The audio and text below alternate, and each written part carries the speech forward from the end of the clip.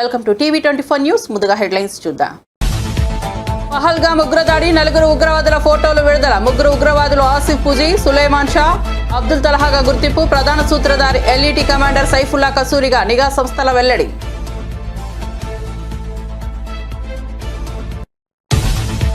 ఒంగోలులో టీడీపీ నేత వీరయ్య చౌదరి హత్య. అమ్మనప్రోలు గ్రామానికి వచ్చిన చంద్రబాబు, వీరయ్య చౌదరి భౌతిక కాయానికి నివాళులు అర్పించిన చంద్రబాబు. వీరయ్య చౌదరి కుటుంబ సభ్యులకు పరామర్శ.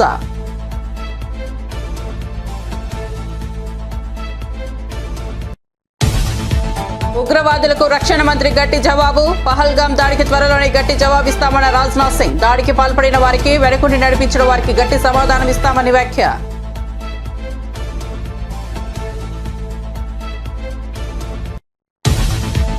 ఏప్రిల్ 27న ఎలకతుర్తిలో బీఆర్ఎస్ రథోత్సవ సభాస్థలిని పరిశీలించిన కేటీఆర్ భారీ ఏర్పాట్లు చేస్తున్నట్లు వెల్లడి. ప్రభుత్వ విద్యుత్పై నమ్మకం లేదని 200 జనరేటర్లు ఏర్పాటు చేస్తున్నామన్న కేటీఆర్. సభలో కాంగ్రెస్, బీజేపీలపై కేసీఆర్ ప్రసంగిస్తారని వెల్లడి.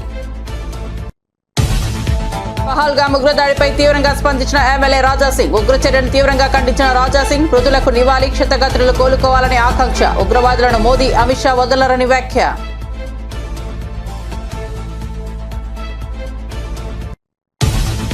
పహల్గామ్ ఉగ్రదాడిపై ఎంఐఎం అధినేత ఓవైసీ స్పందన. ఉగ్రవాదులు ప్రజలను మతం అడిగి హతమార్చడం దారుణమన్న ఓవైసీ. దాడికి నిఘా వైఫల్యమే కారణమని తీవ్ర ఆరోపణ. కేంద్రం జవాబుదారీతనం వహించాలని డిమాండ్.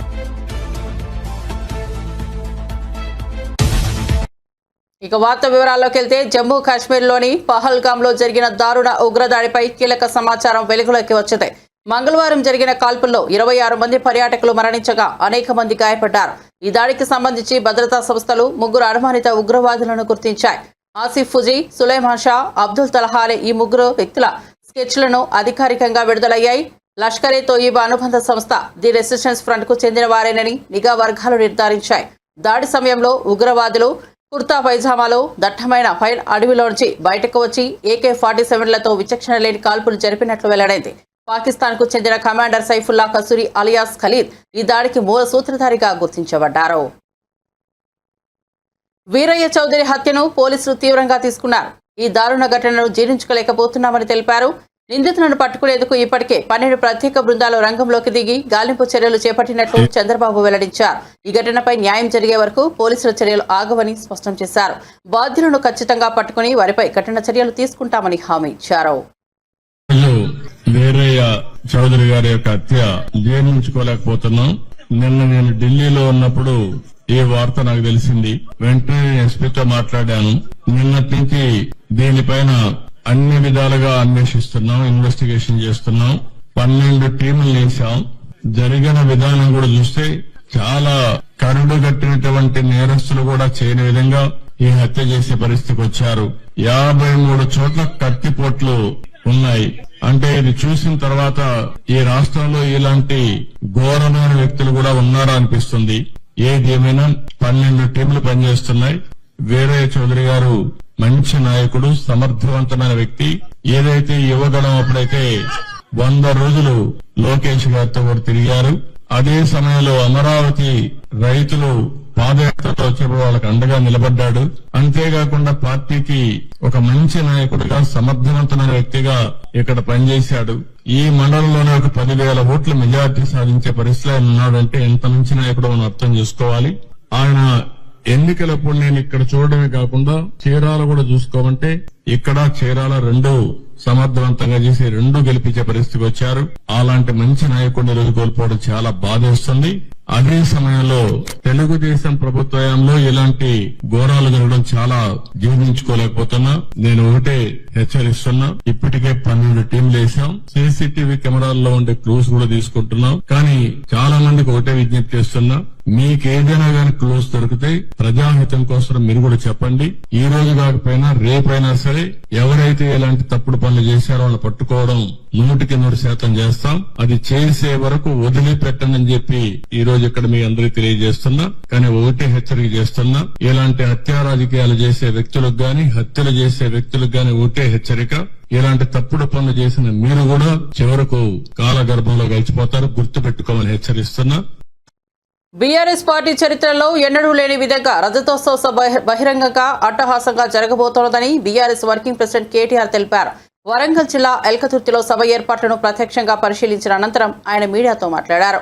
ఈ సభ బీఆర్ఎస్ ఆత్మవిశ్వాసాన్ని, తెలంగాణ ప్రజలపై ఉన్న బంధాన్ని ప్రతిబింబించనుందని పేర్కొన్నారు. లక్షలాదిగా కార్యకర్తలు, ప్రజలు ఈ సభకు హాజరు కానున్నారని, పార్టీ గత 25 ఏళ్ల ప్రయాణం, ఉద్యమ లక్ష్యాలు, భవిష్యత్ పోరాట రణనీతులపై స్పష్టత ఇచ్చే సభగా ఇది నిలుస్తుందని కేటీఆర్ స్పష్టం చేశారు. చరిత్రలో, ప్రస్తుత బీఆర్ఎస్ చరిత్రలో ఇది ఒక అతి పెద్ద బహిరంగ సభ కాబోతా ఉన్నది. మీరందరూ కూడా చూస్తారు. ఇవాళ సభ జరగబోతున్న సభ ఎల్కతుర్తిలో ఏదో ఆషామాషి సభ కాదు. వరంగల్, ఉమ్మడి వరంగల్ జిల్లా మొదటి నుంచి ఉద్యమంలో గులాబీ జెండాకు అండగా ఉన్న జిల్లా. ఏ కష్టం వచ్చినా, ఏ ఇబ్బంది వచ్చినా కేసీఆర్ గారు తిరిగి చూసింది వరంగల్ వైపే. ఇక్కడ జయప్రదంగా, అద్భుతంగా మహాసభలు ఎన్నో నిర్వహించుకున్నాం.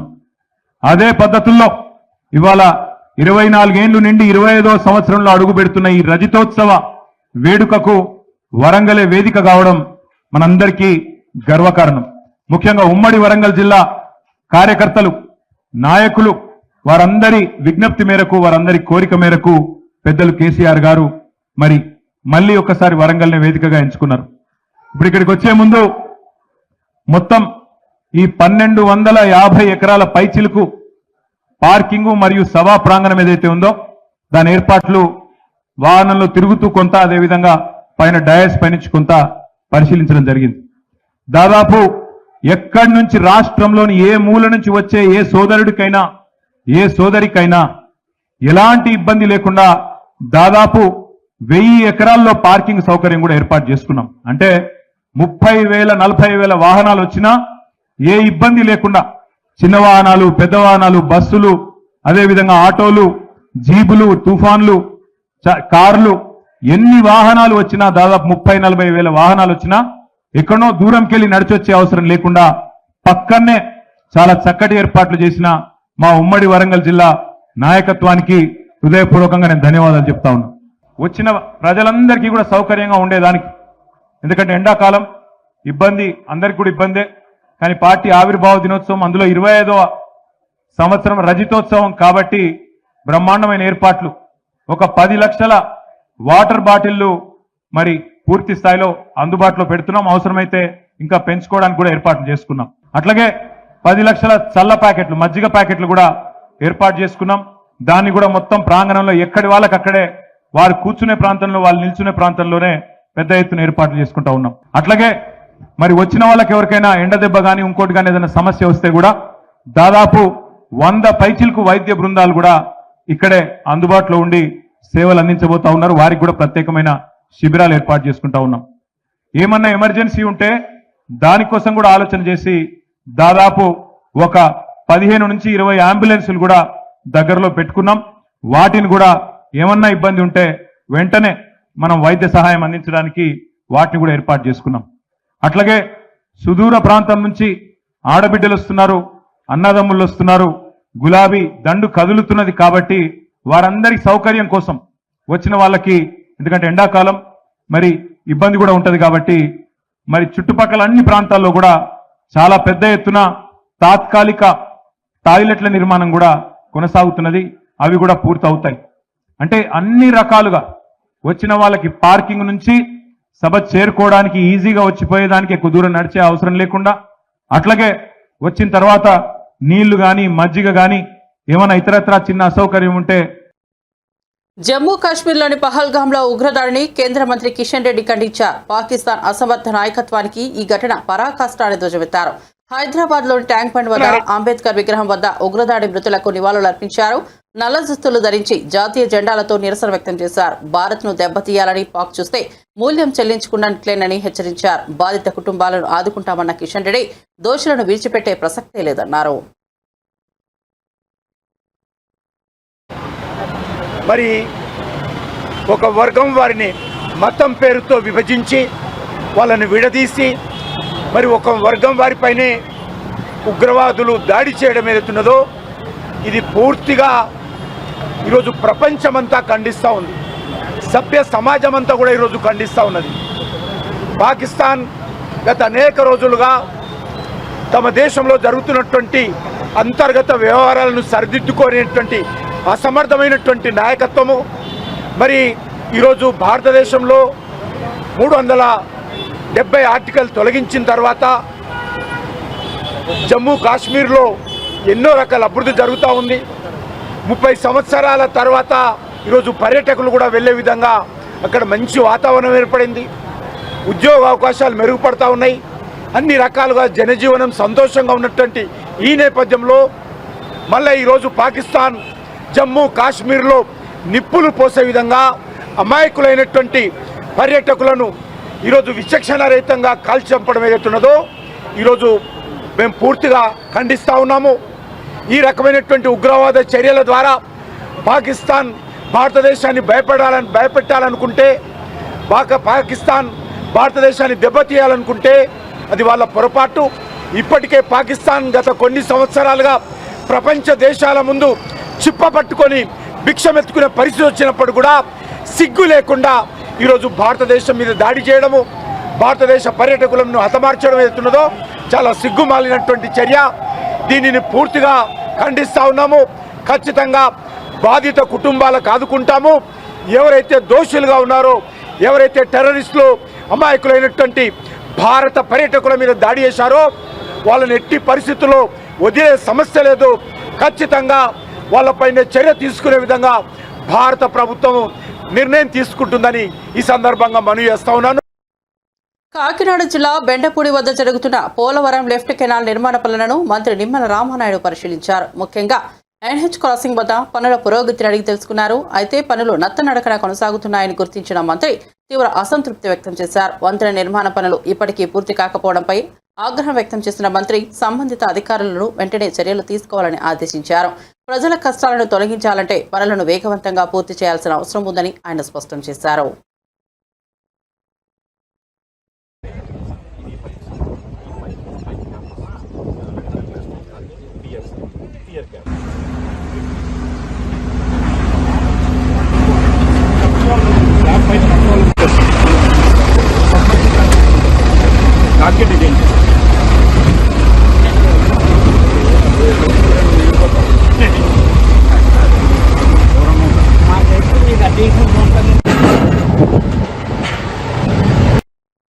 తెలంగాణలో కాంగ్రెస్ ఆంతర్యం, శక్తి సంపత్తులపై చర్చలకు పునాది పడుతున్న వేళ ఎమ్మెల్యే కోమటిరెడ్డి రాజగోపాల్ రెడ్డి చేసిన వ్యాఖ్యలు రాజకీయ వర్గాల్లో ఆసక్తిని రేపుతున్నాయి.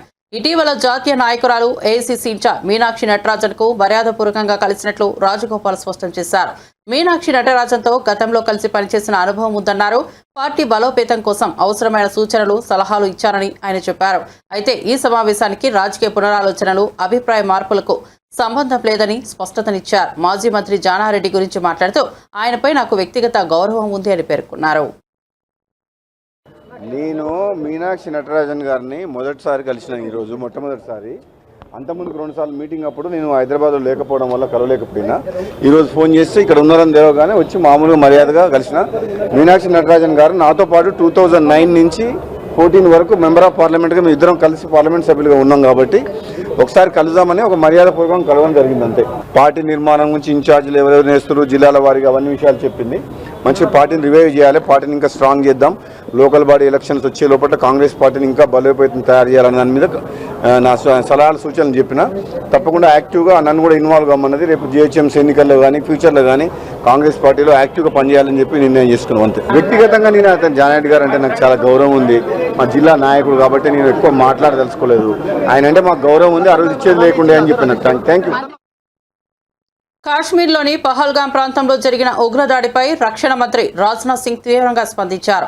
అమాయక పౌరులపై దాడి చేయడం ఉగ్రవాదుల పిరికిపంద చర్య అని అభివర్ణించారు. దేశ ప్రజల భద్రత కోసం కేంద్రం ప్రతిక్షణం కట్టుదిట్టమైన చర్యలు తీసుకుంటోందని తెలిపారు. ఉగ్రవాదాన్ని తొడమట్టించాలనేదే భారత ప్రభుత్వ విధానమని స్పష్టం చేశారు. అమాయకుల ప్రాణాలు తీసిన ఈ దాడి బాధాకరమని పేర్కొన్న మంత్రి ఉగ్రవాద మూలాలను నరికేందుకు అవసరమైన అన్ని చర్యలు తీసుకుంటామన్నారు. దాడిలో మృతి చెందిన కుటుంబాలకు సానుభూతి తెలిపిన ఆయన బాధితులకు ప్రభుత్వం అన్ని విధాలుగా అండగా ఉంటుందన్నారు.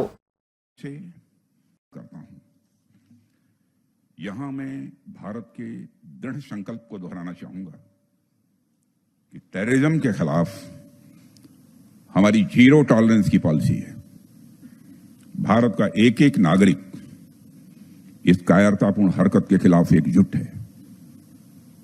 मैं इस मंच से देशवासियों को आश्वस्त करता हूं, घटना के मद्देनजर भारत सरकार वो हर कदम उठाएगी जो जरूरी और उपयुक्त होगा।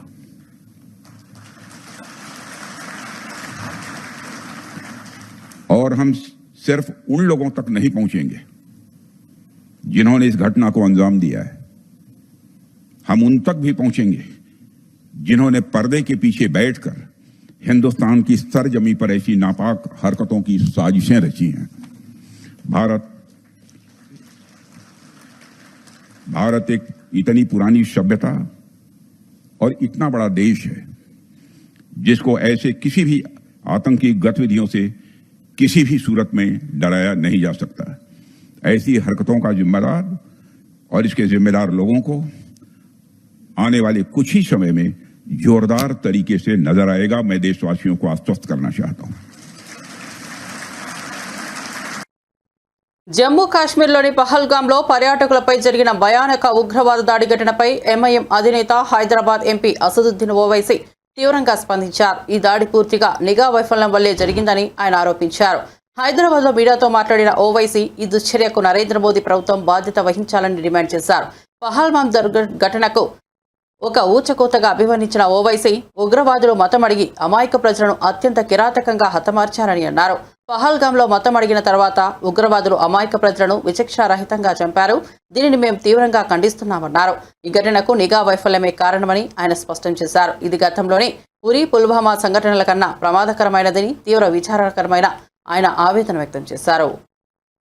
आप लोग जानते हैं कि कल पहलगाम में वहाँ मीडोज में दहशतगर्दों ने टेररिस्ट ने उस माउंटेनियस एरिया में वहाँ पर इंडिस्क्रिमिनेट तरीके से और मजहब पूछकर उन्होंने मासूम लोगों को वहाँ पर उनका कत्ल किया है। हम इसकी सख्त से सख्त अल्फाज में इसकी मजम्मत करते हैं, कंडेम करते हैं और हम उम्मीद करते हैं कि हुकूमत इन दहशतगर्दों को एक सबक सिखाएगी और साथ ही साथ हम जो लोग वहां पर जिनको कत्ल किया गया, इन टेररिस्ट ने इनको मारा है, हम उन तमाम फैमिलीज के साथ खड़े हैं और हम जो जख्मी हैं हम दुआ करते हैं कि वो जल्द से जल्द सेहतियाब हो। दूसरी अहम बात यह है कि ये एक इंटेलिजेंस फेलियर भी है और हुकूमत को, नरेंद्र मोदी हुकूमत को देखना है कि उनकी डिटरेंस पॉलिसी कितनी कामयाब हो रही नहीं हो रही है। चौथी बात यह है कि उरी हुआ, पुलवामा हुआ, ये उरी और पुलवामा से ज्यादा कंडेमनेबल इंसिडेंट है ये, क्योंकि जो सिविलियन लोग हैं वहां पर जाकर ये टेररिस्ट जो हमारे पड़ोसी मुल्क से जरूर आए हैं और वहां से आकर यहां पर हमारी सरजमीन पर मासूम लोगों को उनकी जान लेते हैं और बड़ा दर्दनाक वाकया है ये, बल्कि ये मैसेकर है और हम नरेंद्र मोदी हुकूमत से इस बात का डिमांड करते हैं कि वो अकाउंटेबिलिटी किसकी है फिक्स करें, डिटरेंस पॉलिसी को अपने देखें और उरी और पुलवामा से बड़ा इंसिडेंट है और उम्मीद करते हैं कि हुकूमत इन तमाम जालिमों को सबक सिखाएगी और इनको जो लोग मरे हैं उनसे इंसाफ होगा और एमआईएम पार्टी उन तमाम खानदान और परिवार के साथ खड़ी हुई है जिनकी जानें गई हैं और जो जख्मी है हम ये मुतालबा करते हैं, डिमांड करते हैं कि जल्द से जल्द उनको जो भी वहां पर तिबी इमदाद या मेडिकल फैसिलिटी जरूरत है उनको पहुंचाई जाए। और ये कंडेमनेबल इंसिडेंट है। इसमें कश्मीर में टूरिज्म इंडस्ट्री को बहुत बड़ा इससे नुकसान पहुंचाने की कोशिश की जा रही है और ये टेररिस्ट जो आए हैं पड़ोसी मुल्क से, इनका एक ही मकसद है। విశాఖలో 3,000 కోట్ల విలువైన భూములను 99 పైసలకే డొల్ల కంపెనీ ఉర్సా క్లస్టర్స్ కు కేటాయించడం వెనుక మంత్రి నారా లోకేష్, ఆయన బినామీల సూత్రధారులని వైఎస్ఆర్సీపీ జాయింట్ సెక్రటరీ కారుమూరి వెంకటరెడ్డి మండిపడ్డారు. తాడేపల్లిలోని పార్టీ కేంద్ర కార్యాలయంలో మీడియాతో మాట్లాడుతూ మంత్రి నారా లోకేష్ తన సన్నిహితుడు కిలారు రాజేష్ ద్వారా పెద్ద సంఖ్యలో డొల్ల కంపెనీలను సృష్టించి వాటికి ప్రభుత్వం ద్వారా కారు చౌక విలువైన భూములను కట్టబెడుతున్నారని ఆగ్రహం వ్యక్తం చేశారు. సంపద సృష్టిస్తానని చెబుతున్న చంద్రబాబు ప్రజల సంపదను దోచుకుంటున్నారని ధ్వజమెత్తారు.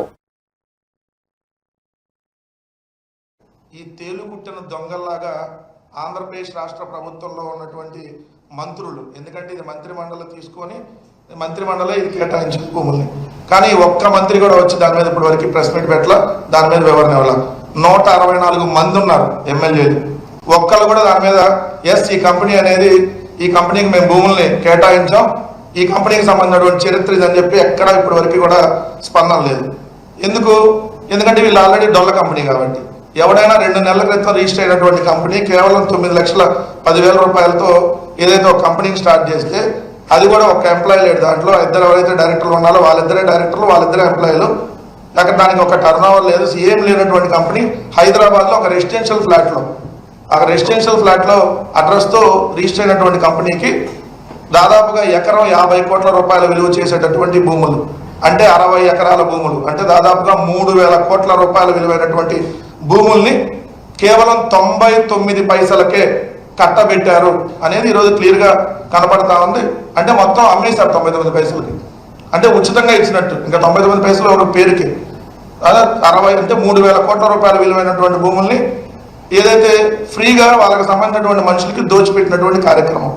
ఎవరు ఈ కంపెనీలను ఆరాధిస్తే నారా లోకేష్కి సన్నిహితుడు, ఈరోజు ఆంధ్రప్రదేశ్ రాష్ట్రంలో ఏదైతే రాజ్యాంగేతర శక్తిగా పనిచేస్తున్నటువంటి కిలారు రాజేష్ నారా లోకేష్ ఫ్రెండ్, సో నారా లోకేష్కి బినామీ కూడా కిలారు రాజేష్ కొన్ని వందల కంపెనీలు ఇలానే నెల 2 నెలలు 3 నెలల క్రితంలో ఏదైతే కొన్ని వందల కంపెనీలు రిజిస్టర్ చేసి ఆంధ్రప్రదేశ్ రాష్ట్రంలో ఉన్నటువంటి భూముల్ని కొట్టేయడానికి వేసినటువంటి కుట్రలో భాగం ఇది. ఆర్గనైజ్డ్ స్కామ్ ఇది. ఆంధ్రప్రదేశ్ రాష్ట్రంలో ఆంధ్రప్రదేశ్ రాష్ట్ర ప్రభుత్వమే ఒక స్కామ్ వాళ్ళ మనుషుల చేత ముందు వాళ్ళ మనుషులను పెట్టి వెనకాల వీళ్ళుండి భూములను కొట్టేసేటటువంటి ఒక పెద్ద స్కామ్కి ఈరోజు ఆంధ్రప్రదేశ్ రాష్ట్ర ప్రభుత్వమే తెరలేపింది. మీరు ఇక్కడ చూసుకుంటే పేరుకేమో పైకి టీసీఎస్ని చూపించారు.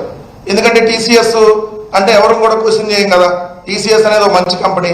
డెఫినెట్లీ టీసీఎస్ అనేది జగన్మోహన్ రెడ్డి గారి ప్రభుత్వమే 2020లోనే టీసీఎస్తో సంప్రదింపులు జరిపింది. తర్వాత 2 ఏళ్ళు కోవిడ్ వచ్చింది.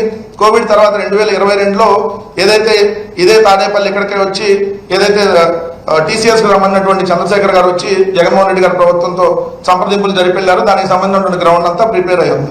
సో తర్వాత మేము అధికారంలో నుంచి దిగిపోయాం. సో ఇప్పుడు వాళ్ళు టీసీఎస్కి ల్యాండ్ కేటాయించారు అనేది నిన్న అఫీషియల్గా ఒక జీవోని రాష్ట్ర ప్రభుత్వం రిలీజ్ చేసింది. ఎంత దారుణం ఇది కూడా. ఎందుకంటే ఇప్పుడు ఇది గవర్నమెంట్ అఫీషియల్ జీవో 21/4/2025 గవర్నమెంట్ అఫీషియల్గా. జమ్మూ కాశ్మీర్లో జరిగిన ఉగ్రదాడిపై తెలంగాణ మంత్రి పొన్నం ప్రభాకర్ తీవ్ర స్పందన తెలిపారు. దేశం అంతర్గత భద్రతను దెబ్బతీసే ఈ ఘోర ఘటన బాధాకరమని అన్నారు. ఇటువంటి ఘటనలపై ప్రభుత్వం రాజకీయాలకు అతీతంగా కఠినంగా వ్యవహరించాల్సిన అవసరం ఉందని పేర్కొన్నారు. దేశ భద్రత విషయంలో అన్ని రాజకీయ పార్టీలు ఏకాభిప్రాయంతో ముందుకు రావాలని సూచించారు. కేంద్ర ప్రభుత్వానికి ఈ అంశంలో కాంగ్రెస్ పార్టీ పూర్తిగా అండగా ఉంటుందని తెలిపారు. ఇలాంటి దాడులు పునరావృతం కాకుండా కేంద్రం తక్షణమే కఠిన చర్యలు తీసుకోవాలని విజ్ఞప్తి చేశారు. దేశంలోని అమాయకులపై ఉగ్రవాదులు మళ్లీ దాడికి దిగకుండా ముందస్తు భద్రతా చర్యలు తీసుకోవాలని అన్నారు. అందరం బాధపడే అంశం దేశంలో అంతర్భాగమైనటువంటి జమ్మూ కాశ్మీర్లో నిన్న జరిగిన సంఘటన అందరికీ దుఃఖభరితమైనటువంటిది. ఇటువంటి సంఘటనల పట్ల ప్రభుత్వం రాజకీయాలకు అతీతంగా కఠినంగా వ్యవహరించాల్సిందే. దేశంలో వివిధ అంశాల మీద భేదాభిప్రాయాలు ఉంటాయి కావచ్చు, కానీ దేశంలో అంతర్గత భద్రతకు సంబంధించి కానీ అంతర్జాతీయ సంబంధించిన అంశం వచ్చినప్పుడు అందరూ కూడా ముక్త కంఠంతో ఈ అంశం పట్ల ఏకాభిప్రాయంతో ఉంటాం.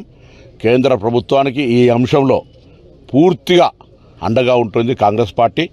ఎందుకంటే ఈరోజు ఇటువంటి సంఘటనలు పునరావృతం కాకుండా కఠినంగా వ్యవహరించాలని కేంద్ర ప్రభుత్వాన్ని కోరుతా ఉన్నాం. ఇక్కడ నుంచి ప్రాతినిధ్యం వహిస్తున్న మంత్రుల ద్వారా కూడా కోరుతా ఉన్నాం. ఈ సంఘటన తల వంచుకునే కార్యక్రమం. ఎందుకంటే నేను కూడా ఇది ఒక 3-4 రోజుల క్రితమే ఈ ప్రాంతం అంతా పోయొచ్చినాం. అక్కడ ఉండబడిన స్థానికులందరూ చెప్తా ఉన్నారు, టూరిస్టులు ఎవరు కూడా ఇబ్బంది లేకుండా రావచ్చు. ఎందుకంటే టూరిస్టులు వస్తేనే మా జీవన ఉపాధి అని వాళ్ళు చెప్పినారు. నేను ఒక 3 రోజుల కింద నేను ఈ జరిగిన సంఘటన కంటే ముందు నేను పోయొచ్చినటువంటి ప్రాంతంలో చూస్తే అక్కడ అందరూ కూడా టూరిస్టులకు అక్కడ స్థానికులందరూ సహకరిస్తున్నారు. ఈ సంఘటన ద్వారా ఈ యొక్క దుశ్చర్య వల్ల అక్కడ నివసిస్తున్న స్థానిక ఆ వర్గానికి సంబంధించినటువంటి వాళ్ళ ఉపాధి అవకాశాలను దెబ్బతీసినట్టే. టూరిస్టులు ఒక తులిప్ గార్డెన్కి పోతే 15 లక్షల మంది ఈ 15 రోజుల లోపల విజిటర్స్ వచ్చినారని చెప్పినారు. అందరూ కూడా ఈ భయప్రాంతాలకు వచ్చినప్పుడు శాంతి భద్రత లేనప్పుడు ఎవరు టూరిస్ట్ రాడు. ఇది పరోక్షంగా అక్కడ ఉన్నబడి నివసించి ఉపాధి టూరిజం పేరు బతుకుతున్నటువంటి జమ్మూ కాశ్మీర్ స్థానికులకే ఇబ్బంది. ఇది వాళ్ళ కడుపు కొట్టినట్టే. ఈ ప్రాణాలు పోయినాయి, శాంతి భద్రతలు విఘాతం కలిగింది. కాబట్టి కేంద్రం చాలా కఠినంగా ఎటువంటి సంకోచం లేకుండా జమ్మూ కాశ్మీర్లోని పహల్గామ్లో అమాయక ప్రజలపై జరిగిన ఉగ్రవాద దాడిపై హైదరాబాద్లోని గోషామహల్ నియోజకవర్గ బీజేపీ ఎమ్మెల్యే రాజా సింగ్ స్పందించారు. ఈ మేరకు ఆయన విడుదల చేసిన ఓ ప్రకటనలో ఉగ్రదాడిని తీవ్రంగా ఖండించారు. దాడిలో ప్రాణాలు కోల్పోయిన వారికి నివాళులు అర్పించారు. ఉగ్రదాడిలో గాయపడిన వారు త్వరగా కోలుకోవాలని ఆకాంక్షించారు. బాధిత కుటుంబాలకు తన ప్రగాఢ సానుభూతిని తెలియజేశారు. అమాయకులపై జరిగిన ఈ దాడి హేయమైన చర్య అని రాజా సింగ్ పేర్కొన్నారు. ఉగ్రవాదులను ప్రధానమంత్రి నరేంద్ర మోదీ, కేంద్ర హోంమంత్రి అమిత్ షా ఎట్టి పరిస్థితుల్లోనూ వదిలిపెట్టబోరని ఆయన అన్నారు.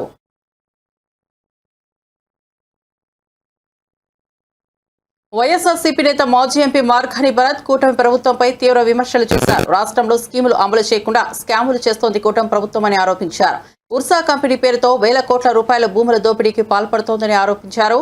ఇది తూట్లేనని, అధికార దుర్వినియోగానికి నిదర్శనమని ఆగ్రహం వ్యక్తం చేశారు. ఐపీఎస్ అధికారి ఆంజనేయులపై అరెస్టు చేయడం దారుణమని, నిజాయితీగా పనిచేసిన అధికారులను వేధించడం కూటమి ప్రభుత్వ అసహనానికి నిదర్శనమని అన్నారు.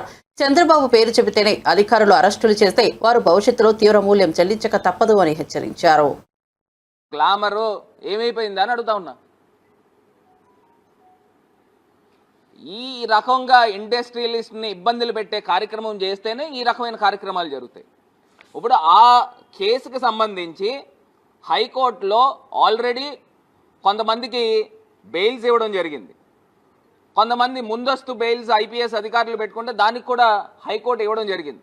ఇవన్నీ జరిగిపోయి ఒక 3-4 నెలలు గడిచిన తర్వాత ఇప్పుడు ఏదైతే ఈ ఓర్సా భూములు వెలుగులోకి వచ్చినాయో దాన్ని ప్రజల్ని డైవర్ట్ చేయాలి. ప్రజల్ని డైవర్ట్ చేయాలని అంటే ఏం చేయాలా? ఒక సినీ నటిని మళ్ళీ తెరపైకి తీసుకురావాలి. తెరపైకి తీసుకుని వచ్చి ఒక సంచలనం క్రియేట్ చేయడం గురించి ఒక ఐపీఎస్ అధికారిని, మరి నిజాయితీ గల వ్యక్తి అయిన పిఎస్ఆర్ ఆంజనేయులు గారిని ఏ బేసిస్లో అరెస్ట్ చేస్తారనండి? ఇది కక్ష సాధింపు కాదా? కక్ష సాధింపు కాదా? ఒక్కసారి నేను అధికార యంత్రాంగాన్ని కూడా ఒక్కసారి ఆలోచన చేయమని కోరుతా ఉన్నా. ఈయన కేవలము ఒక స్వార్థ రాజకీయాల కోసము అధికారుల్ని, ఐఏఎస్ ఐపీఎస్ అధికారుల్ని, ఇంకా కింద స్థాయి అధికారుల్ని వీళ్ళందరినీ కూడా బలి పశువులు చేస్తున్నారనే అంశాన్ని ప్రతి ఒక్క అధికారి కూడా గుర్తుకు పెట్టుకోవాలని కూడా ఈ సందర్భంగా తెలియపరుస్తున్నా. ఏదో చంద్రబాబు నాయుడు గారు ఏం చెప్తే అది తలాడించడం కాదు. అందులో ఉన్న వాస్తవాల్ని, అందులో ఉన్న నిబద్ధతని పూర్తి స్థాయిగా చూసి మీ బ్యూరోక్రసీని ఉపయోగించాలని ప్రతి ఒక్క అధికారిని కూడా కోరుతా ఉన్నా.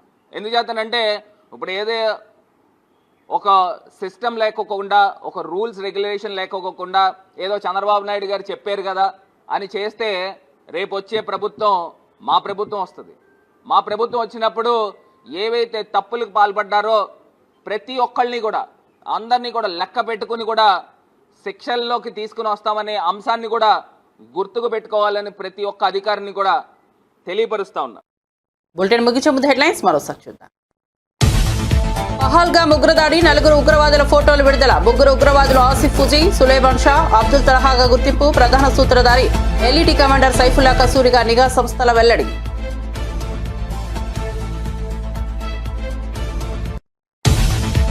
ఒంగోలులో టీడీపీ నేత వీరయ్య చౌదరి హత్య. అమనబ్రోలు గ్రామానికి వచ్చిన చంద్రబాబు, వీరయ్య చౌదరి భౌతిక కాయానికి నివాళులు అర్పించిన చంద్రబాబు. వీరయ్య చౌదరి కుటుంబ సభ్యులకు పరామర్శ.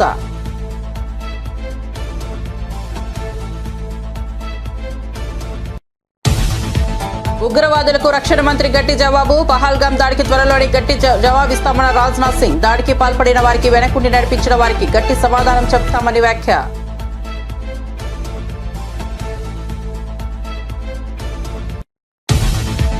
ఏప్రిల్ 27న ఎలకతుర్తిలో బీఆర్ఎస్ రజతోత్సవ సభా స్థలాన్ని పరిశీలించి కేటీఆర్ భారీ ఏర్పాట్లు చేస్తున్నట్లు వెల్లడి. ప్రభుత్వ విద్యుత్పై నమ్మకం లేదని 200 జనరేటర్లు ఏర్పాటు చేస్తున్నామన్న కేటీఆర్. సభలో కాంగ్రెస్ బీజేపీలపై కేసీఆర్ ప్రసంగిస్తారని వెల్లడి.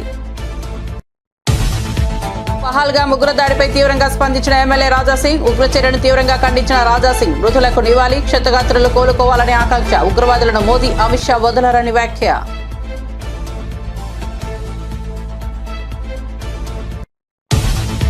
పహల్గామ్ ఉగ్రదాడిపై ఎంఐఎం అధినేత ఓవైసీ స్పందన. ఉగ్రవాదులు ప్రజలను మతం అడిగి హతమార్చడం దారుణమన్న ఓవైసీ. దాడికి నిఘా వైఫల్యమే కారణమని తీవ్ర ఆరోపణ. కేంద్రం జవాబుదారీతనం వహించాలని డిమాండ్.